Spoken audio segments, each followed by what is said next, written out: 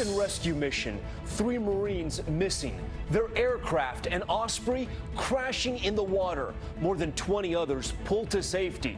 New developments as we come on the air. Cross-country manhunt. The Northwestern professor and an Oxford University employee. Both men on the run, wanted for murder.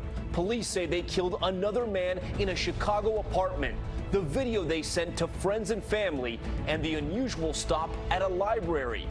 Also breaking tonight, dangerous turbulence. The American Airlines flight, at least 10 passengers and crew rushed to the hospital. Resort murder, the grisly scene at the front desk. The double shooting, and this gesture caught on camera. Was he signaling an accomplice? Also, stranded in the desert, the GPS mistake. If you find this phone and I didn't do so well. How the lost driver survived. From ABC News, this is ABC World News Tonight. And good evening. Thanks for joining us on this Saturday. I'm Tom Yamas, and we begin tonight with the intense search and rescue underway at this hour. 3 U.S. Marines missing after their aircraft, an Osprey, crashed into the waters off Australia. The Pentagon says they took off for regularly scheduled operations. The Osprey going down, trying to land. 23 service members, though, have been rescued. No word on the cause of the crash. The Osprey with a history of problems in recent years. ABC's Stephanie Ramos starts us off. Tonight, that desperate search for 3 Marines missing at sea.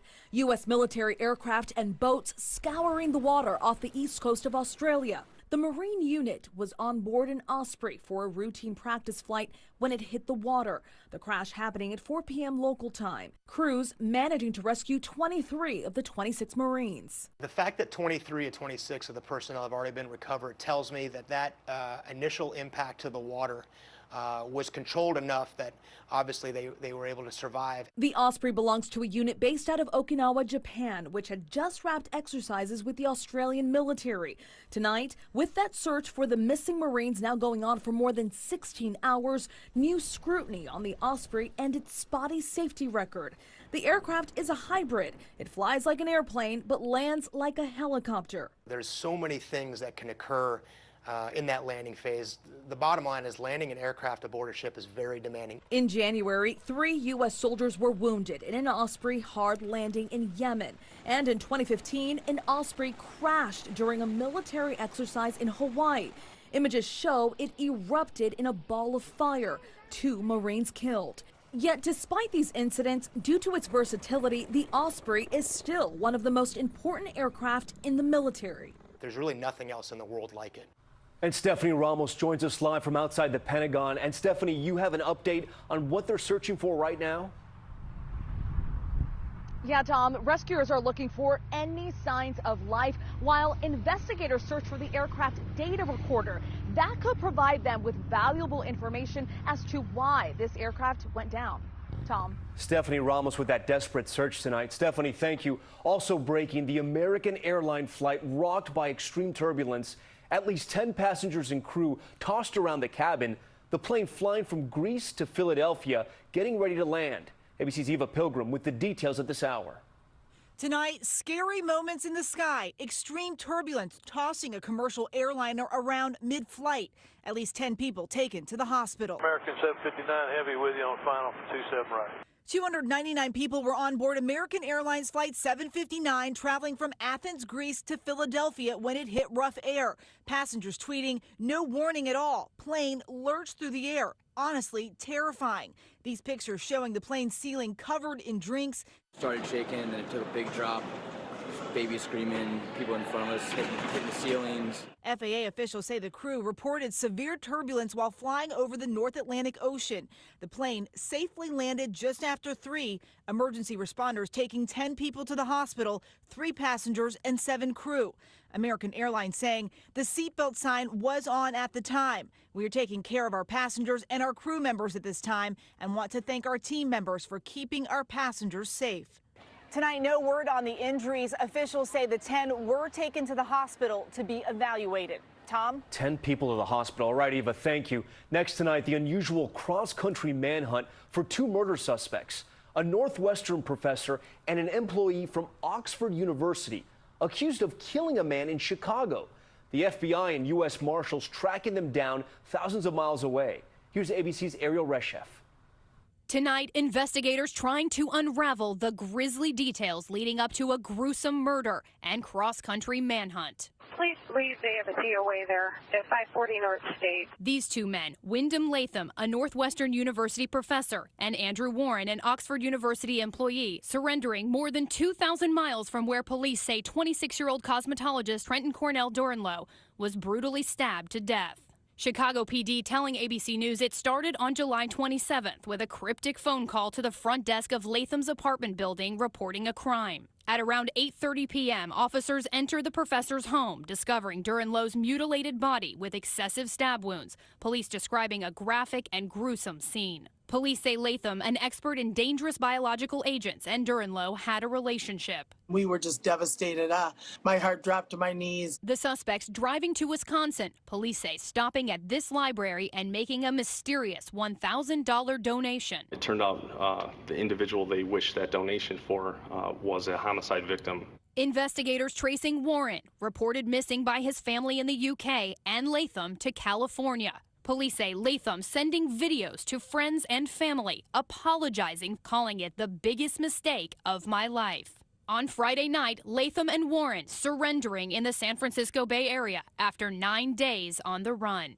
Tom, both men are awaiting extradition to Illinois. Police tell me they plan to interrogate the two in the coming days in hopes of determining a possible motive. Tom? Ariel Reshef for us. Ariel, thank you. Let's turn to politics now, and President Trump revamping the White House in more ways than one. The president at his estate in Bedminster, New Jersey, what's being called a 17-day working vacation. President Trump under growing pressure over the Russia investigation, at the same time trying to stop the turmoil and the leaks pouring out of the West Wing. ABC's David Wright is in Bedminster.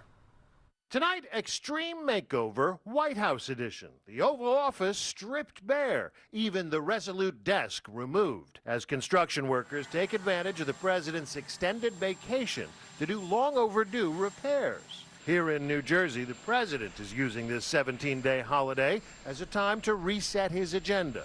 For one, the White House is searching for a new communications director to take over after the Anthony Scaramucci debacle. Among the names reportedly being floated, advisor Stephen Miller, who this week suggested the Statue of Liberty is not a symbol of America's promise to immigrants, those huddled masses yearning to breathe free.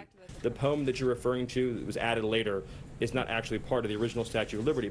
Having Miller take over White House messaging would likely be controversial. Meanwhile, Trump's national security advisor faces fierce criticism from Trump loyalists. But the president is giving H.R. McMaster a vote of confidence, insisting General McMaster and I are working very well together. McMaster's predecessor as national security advisor, who served just 23 days on the job.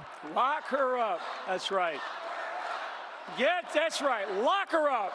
Lieutenant General Mike Flynn continues to cast a shadow over the administration. Today, the New York Times reports that investigators for special counsel Bob Mueller have asked the White House for documents related to Flynn and questioned witnesses about whether Flynn tried to hide payments from Turkey for lobbying work. White House officials insist this is a working vacation. Trump repeatedly criticized his predecessor for taking too much time off. I mean, he plays more golf than people on the PGA Tour. And just 2 weeks ago, Trump suggested Republican senators hadn't earned a summer vacation. Frankly, I don't think we should leave town unless we have a health insurance plan. And David Wright joins us live from Bedminster. And David, among the advisors there with the president, his new chief of staff? That's right, General John Kelly's mission to bring order and discipline to the White House, and so far, so good. Today, the president has been pretty tame on Twitter, but as you know, Tom, that could change at any time. At any second. All right, Dave, thanks so much. Tomorrow, George Stephanopoulos goes one-on-one with Kellyanne Conway in a very big show tomorrow on This Week. Make sure to tune in. Overseas tonight, North Korea hit with tough new sanctions over its latest missile test. The UN Security Council increasing economic pressure on the regime, banning more than $1 billion worth of exports, including coal, iron, and seafood. The decision follows North Korea's successful test of 2 ICBMs capable of reaching the U.S. And back here at home, the Twin Cities terror. Federal authorities investigating an apparent firebomb at a mosque near Minneapolis. The FBI confirming someone threw an explosive device through the window of the imam's office early this morning. Between 15 and 20 people had gathered for morning prayers. No one was injured. Let's turn to weather and the extreme storms moving across parts of the country. Dangerous weather, including powerful thunderstorms in the northeast, fierce lightning strikes in Harrisburg, you see them there, and to the west, monsoon rains triggering flash flooding near the Vegas Strip. Here's ABC senior meteorologist Rob Marciano. Mother Nature dealing a bad hand to the Las Vegas Strip. Torrential rain turning roadways into rivers, unloading onto this casino parking lot. 6 people rescued, this taxi driver waiting for help on the roof of his car. And he's getting his passengers out. As the water rises, he pulls his passenger up through a window. Cars also swamped in New Orleans. Flash flooding happening in the Crescent City tonight. Lightning tearing through the night sky in Pennsylvania and wreaking havoc near Salt Lake City. Sending medical, 2 teenagers that were struck by lightning at Lily Lake. 3 sisters struck during a family camping trip. The father told the 3 young girls to go over into some trees and try to avoid the lightning. Something you should not do in a thunderstorm. Tonight, 2 of the girls in critical condition after being airlifted to the hospital. Their father reviving them with CPR. And the Northeast drying out after flash flooding there. Airports still rebounding after more than 1,300 canceled flights. A lot happening right now over the Big Easy, so let's get right to Rob Marciano with the forecast. Hey, Tom, rainfall rates 2 to 3 inches per hour and flash flood warning still over the Crescent City there. You see it with that thunderstorm just sitting there, so it's continued wet weather there. Also wet weather across parts of Kansas, Missouri, and another batch of rain coming tonight. Locally, another 4 inches, so flooding potentially there. The watches remain up as that complex drifts down to the south, and then stalled frontal boundary will trigger more thunderstorms over the next 48 hours across Oklahoma, Arkansas, and getting into the Tennessee Valley as well. Tom. All right, Rob, thanks so much. In Florida tonight, the massive sinkhole claiming 2 more homes near Tampa. The hole growing since swallowing 2 houses and a boat last month. You may remember this video. It's now 260 feet wide. Take a look at that. Authorities using boulders hoping to stabilize the hole. They say a large piece of the edge collapsed, forcing them to condemn the additional homes. They're not sure if the hole is still active. Next tonight, a resort murder stunning a quiet community in Florida. The first case in more than 15 years. Police searching for a suspect seen on surveillance, wanted for killing 2 hotel employees during a robbery. And something on this video making police believe he may have not been working alone. ABC's Adrian Bankert on the investigation. Tonight, a Florida vacation resort turned into a crime scene. A suspect caught on surveillance video gesturing with a hand to the throat moments before the killings at this luxury hotel, surrounded by white sand beaches. 2:41 a.m. Friday, watch as authorities say the suspect, wearing a mask and holding a gun, walks into the lobby. Minutes later, he leaves with drawers from a cash register after killing 51-year-old security guard Kevin Carter and 59-year-old night manager Timothy Hurley. Said he's my uncle, but he raised me as his own, and he has a heart of gold. Residents here stunned. It's unreal. It's unheard of for this island. I think this is one of the most secure cities in America. Guests on vacation forced to stay elsewhere. It's crazy. It's like the last place you'd expect it. Police tell ABC News there may be a second suspect. Anytime we have an individual or individuals out there that are capable of this kind of crime, then clearly other people may be a risk.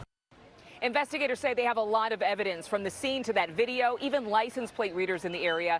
It's the first murder in this quiet town in more than 15 years. Tom? And a scary thing for all those people on vacation. All right, Adrian, thank you. There's still much more ahead on World News Tonight this Saturday. The alert for drivers. The recall tonight by an American car maker. Nearly 1 million vehicles affected. Plus, the man stranded in the desert after what he calls trouble with his GPS, doubting he'd make it out alive, the emotional cell phone video, plus what he ate to survive. And breaking news tonight about the fastest man in the world. We'll tell you what happened tonight. This is ABC World News Tonight, brought to you by Dr. Scholl's Massaging Gel Insoles. Steve was born to move. Over the course of 9 days, he walks 26.2 miles. That's a marathon. Because he chooses to walk whenever he can.